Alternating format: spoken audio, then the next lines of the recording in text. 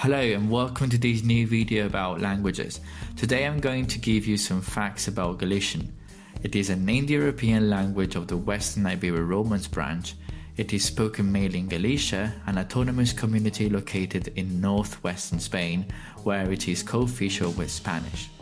Like the other Romance languages, Galician comes from Latin, and for this reason it shares a common ancestor with Portuguese called Galician-Portuguese by modern scholars. It was only in the 30th century when it became a written and cultivated language with two main varieties, Galician and Portuguese, which started to diverge considerably during the 40th century.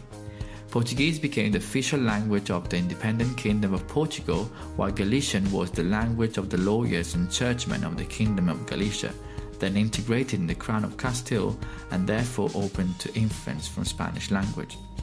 During the 16th century, Galician stopped being used in legal documentation, becoming only an oral language.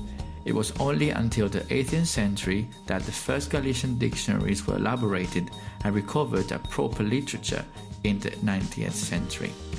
Only since the last quarter of the 20th century, Galician is taught in schools and used in lawmaking. There is a mutual intelligibility estimated at 85% between Galician and Northern Portuguese. The current linguistic status of Galician with respect to Portuguese is controversial.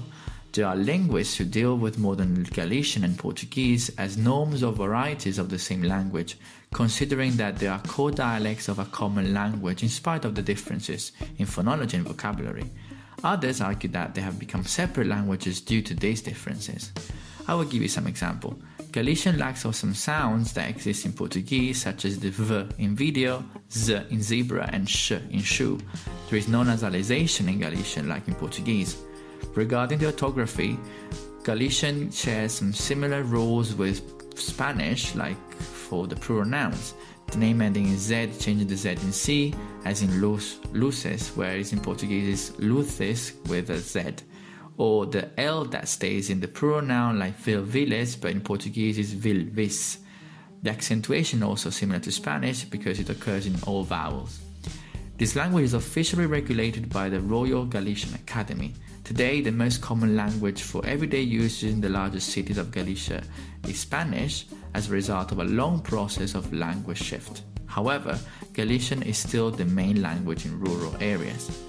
I believe that because of these similarities between Spanish and Portuguese, even if there is intelligibility, it would be considered as a proper language.